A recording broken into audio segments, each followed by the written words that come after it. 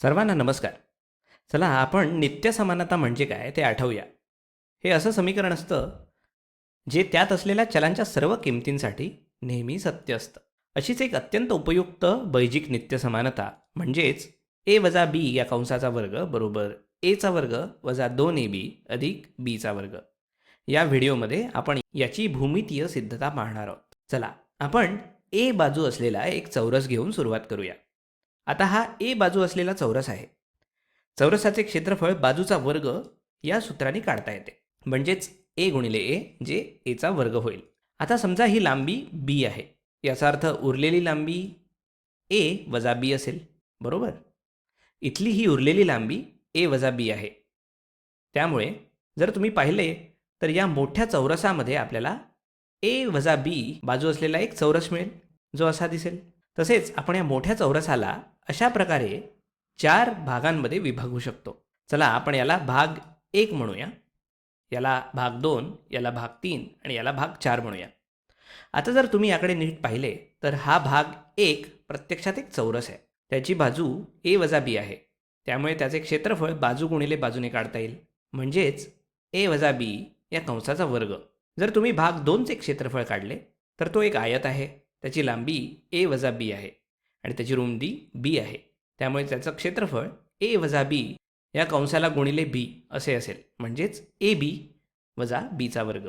त्याचप्रमाणे हा तिसरा भाग देखील बी बाजू असलेला चौरस आहे. त्याचं क्षेत्रफळ बी गुणिले बी म्हणजेच बीचा वर्ग असेल.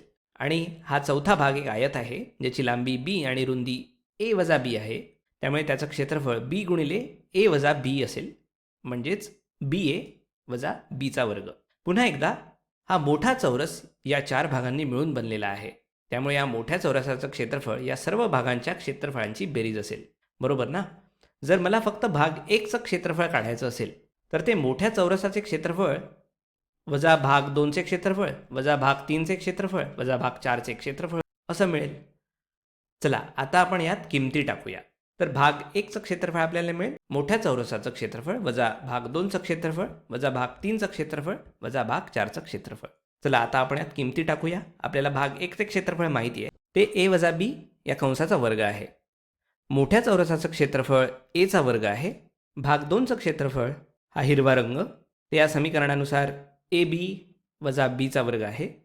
त्यामुळे ते वजा कंसामध्ये ए बी वजा बीचा वर्ग असं लिहिता येईल. त्यानंतर आपल्याला भाग 3चे क्षेत्रफळ वजा करावे लागेल जे बीचा वर्ग असं आहे. आणि शेवटी आपण भाग 4चे क्षेत्रफळ वजा करूया जे बी ए वजा बीचा वर्ग असं होईल. आता हे एचा वर्ग वजा ए बी अधिक बीचा वर्ग असं होईल, कारण वजा गुणिले वजा अधिक असतं.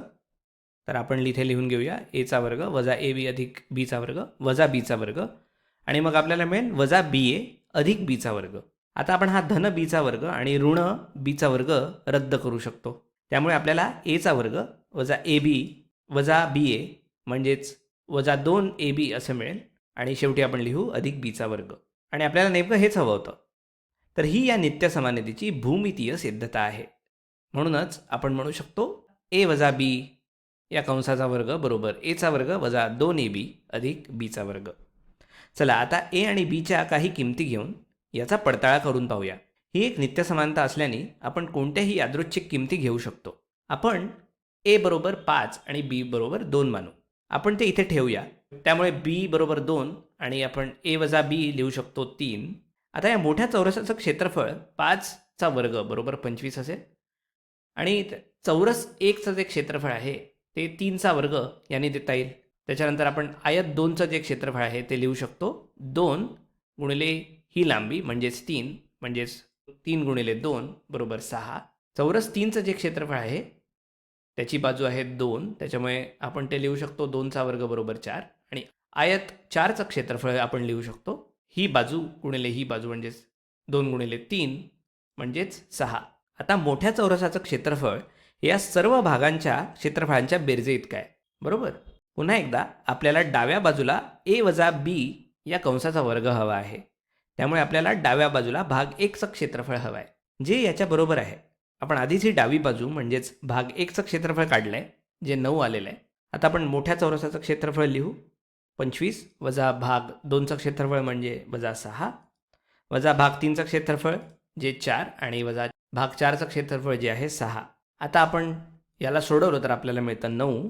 त्यामुळे डावी बाजू आहे 9 आणि उजवी बाजूसुद्धा आहे 9 आणि म्हणून आपण सिद्ध केलं आहे की डावी बाजू बरोबर उजवी बाजू आहे.